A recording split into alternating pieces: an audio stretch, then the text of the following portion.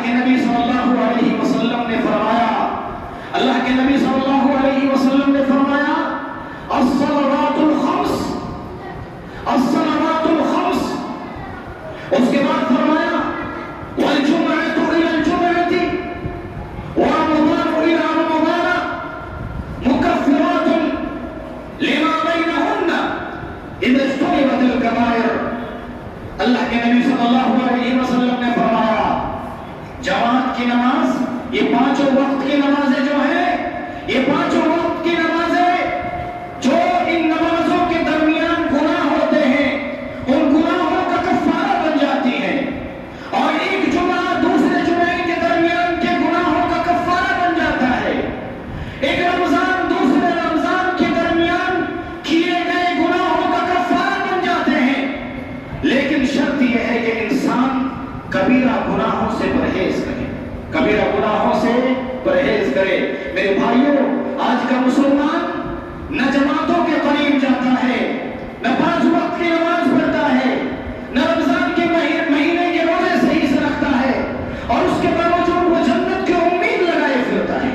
اس سے اگر کوئی اس کے گناہوں پر ٹوک لے، اس کی پیشانی شکنندار ہو جاتی ہے، اس کا منہ سکڑ جاتا ہے، اور وہ یہ سمجھتا ہے کہ میں تو دنیا کا بڑا بہترین انسان ہوں۔ میرے بھائیوں، وہ شخص دنیا کا بدبخترین انسان ہے جو مسجدوں سے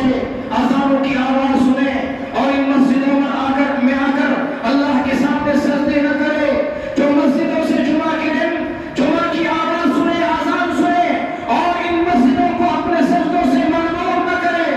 اور رمضان کے مہینے کا تحفہ اللہ تبارک و تعالیٰ کی طرف سے آئے، لیکن وہ رمضان کے مہینے میں ہٹا کٹا رہنے کے باوجود، جوانی کے باوجود وہ اللہ تبارک و تعالیٰ کو یاد نہیں کرتا۔ میرے بھائیوں، اللہ تبارک و تعالیٰ کا خوف رکھتے ہو، اللہ تبارک و تعالیٰ سے گناہوں کی مغفرت کی امید لگاتے ہو، نمازوں کی عادت ڈالو، نمازیں پڑھو، اللہ سے مغفرت طلب کرو، نمازوں کی عادت ڈالو، اور نمازیں جماعت کے ساتھ پڑھو، وقت کے ساتھ پڑھو۔ اللہ کے نبی صلی اللہ علیہ وسلم نے اسی طریقے سے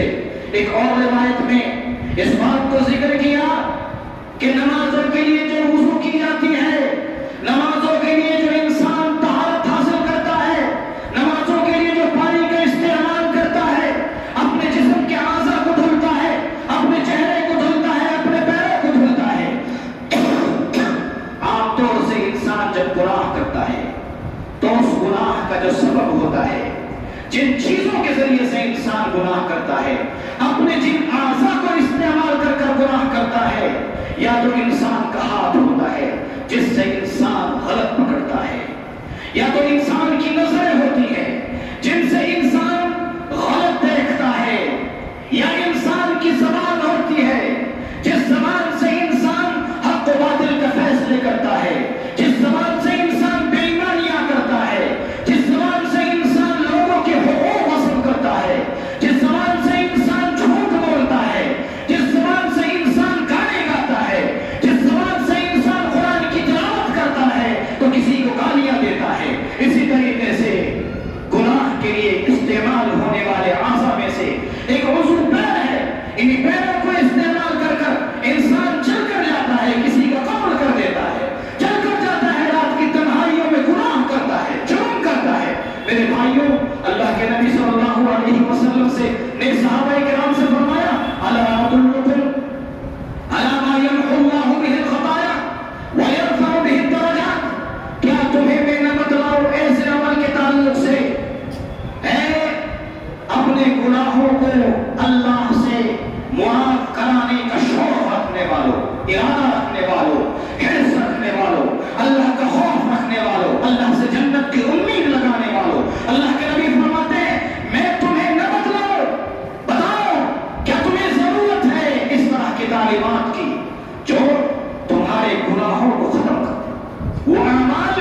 جو تمہارے گناہوں کو ختم کر دے، کیا میں تمہیں ایسے اعمال کے تعلق سے نہ بتلاؤں، اور گناہوں کو ختم ہی نہ کرے بلکہ جنت میں تمہارے مراتب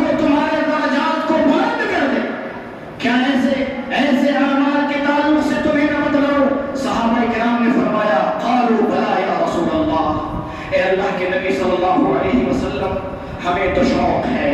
ہم تو صبح سے شام تک اس طرح کی نیکیاں تلاشتے رہتے ہیں جو نیکیاں ہمیں ہمارے گناہوں کا کفارہ بن جائیں، جو نیکیاں ہماری نیا کو پار لگا دے، جو نیکیاں ہمارے گناہوں کو دھل دیں، جو نیکیاں اللہ تبارک و تعالیٰ کو ہم سے راضی کر دیں، جو نیکیاں قبر کے اندھیروں میں اجالا بن جائیں، جو نیکیاں پل صراط پر روشنی کا کام کرے، جو نیکیاں ہم کو جنت میں داخلے کا سبب بن جائیں، ہم تو اس کو تلاشتے رہتے ہیں۔ قالوا بلا یا رسول اللہ، کیوں نہیں اے رسول اللہ صلی اللہ علیہ وسلم۔ یہ صحابہ اکرام کا شوق تھا۔ آج ہمارا شوق کیا ہے؟ ہم صبح اٹھتے ہیں، گانوں سے شروعات ہوتی ہے، ہمارے گھروں کے اندر شام ہوتی ہے، نوجوان گانے میں مست رہتے ہیں، موسیقی میں مست رہتے ہیں، ہماری تجارتوں کے اندر، ہماری دکانوں کے اندر قرآن کی تلاوت نظر نہیں آتی، مسلمان گانا سنتے ہوئے نظر آتا ہے۔ ہم جب کسی سے بات کرتے ہیں، ہماری زبانوں سے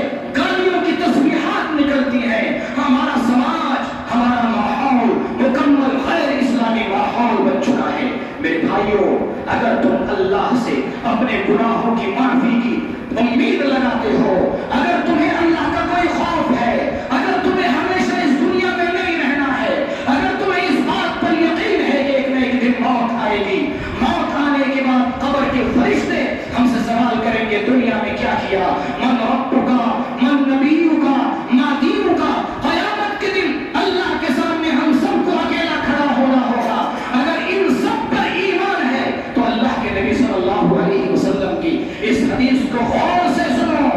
اور ہر جمعے میں سنتے ہو، لیکن عمل کرو، اپنی زندگی کو بدلو۔ بدلنا آسان ہے، مشکل نہیں ہے، لیکن بدلنے کے لیے ارادہ چاہیے۔ میرے بھائیوں، اللہ کے نبی نے فرمایا، اللہ کے نبی صلی اللہ علیہ وسلم نے فرمایا، اسباغ الوضوء عند المکارہ، وضو مکمل کرنا اس وقت جب وضو کرنا انسان کے نفس پر مشقت والا ہو۔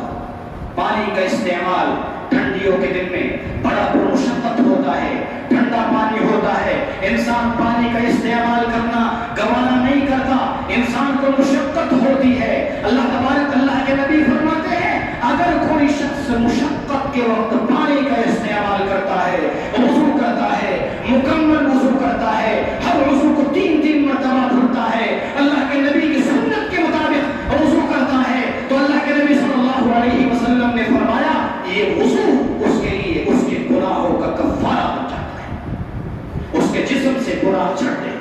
یہاں تک کہ اس کی پلکوں سے گناہ جھڑتے ہیں، جب وہ کوری کرتا ہے تو منہ سے گناہ جھڑتے ہیں، اس کے ہاتھوں سے گناہ جھڑتے ہیں، اس کی انگلیوں سے گناہ جھڑتے ہیں، اس کے پیروں سے گناہ جھڑتے ہیں۔ اسباغ الوضوء عند الکریہہ او عند المکارہ وکثرۃ الخطی الی المساجد۔ اللہ کے نبی نے فرمایا کثرت سے مسجد کی طرف جانا، کثرت سے مسجد کی طرف جانا۔ آج ہم مسلمان ہمارے قدم کثرت سے مسجدوں کی طرف چلتے ہیں، یا کہاں چلتے ہیں؟ میرے بھائیوں، دنیا کے سب سے افضل جگہیں یہ مسجدیں ہوا کرتی تھی۔ کسی زمانے میں مسلمانوں کو اگر پریشانی لاحق ہوتی تھی، ان مسجدوں میں مسلمان آتا تھا۔ کسی مسلمان کو اگر ضرورت ہوتی تھی، وہ ان مسجدوں کے اندر آ کر مسلمانوں کے سامنے اپنی ضرورت رکھتا تھا، ان کی ضرورتوں کو مکمل کیا جاتا تھا۔ مسلمانوں کو مشوروں کی ضرورت ہوا کرتی تھی، مسلمان ان مسجدوں میں بیٹھ کر مشورے کیا کرتے تھے۔ مسلمان اپنے گھروں کے حالات سے پریشان ہو جاتے تھے، بے چین ہو جاتے تھے، دنیا سے تنگ آ جاتے تھے، ان مسجدوں میں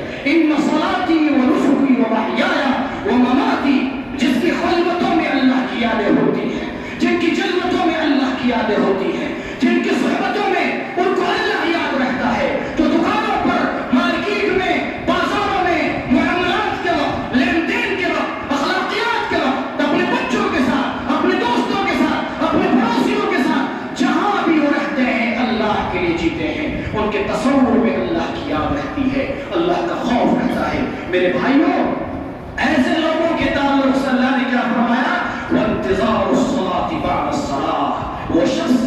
اس کے گناہوں کو اللہ ختم کر دیتا ہے، اس کے نامہ اعمال کو صاف کر دیتا ہے، ان کے گناہوں کو مٹا دیا جاتا ہے، ان کے درجات کو بلند کر دیا جاتا ہے۔ کن کے درجات کو بلند کیا جاتا ہے؟ وہ لوگ جو ان مسجدوں سے محبت کرتے ہیں، وہ لوگ جو اس انتظار میں رہتے ہیں کہ ابھی ظہر کی نماز ادا کی ہے، عصر کی کب ہوگی، انتظار میں گھڑی دیکھتا رہتا ہے، وہ بے چین رہتا ہے، کب وقت ہوگا، کب میں مسجد میں جاؤں گا، کب اللہ کے لیے سجدہ کروں گا۔ جو سجدہ کرتا ہے تو اس کو سکون ملتا ہے، نمازیں پڑھتا ہے، مسجد سے نکلنے کا دل نہیں کرتا، اس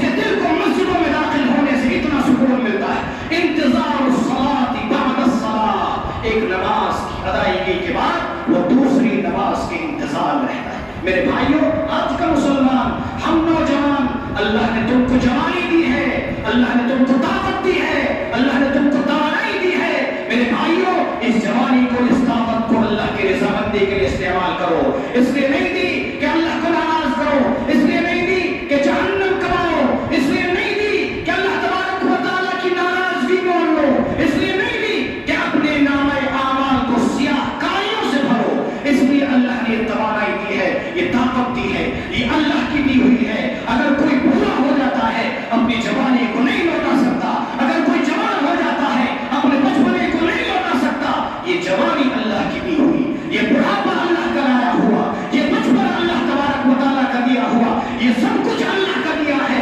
اللہ اگر کچھ دیتا ہے تو اپنی رضامندی حاصل کرنے کے لیے دیتا ہے۔ تمہارا مقصد تخلیق یہ ہے کہ تم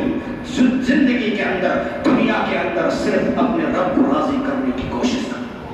میرے بھائیوں، انتظار الصلاۃ بعد الصلاۃ، ایک نماز کے بعد دوسری نماز کا انتظار کرنا۔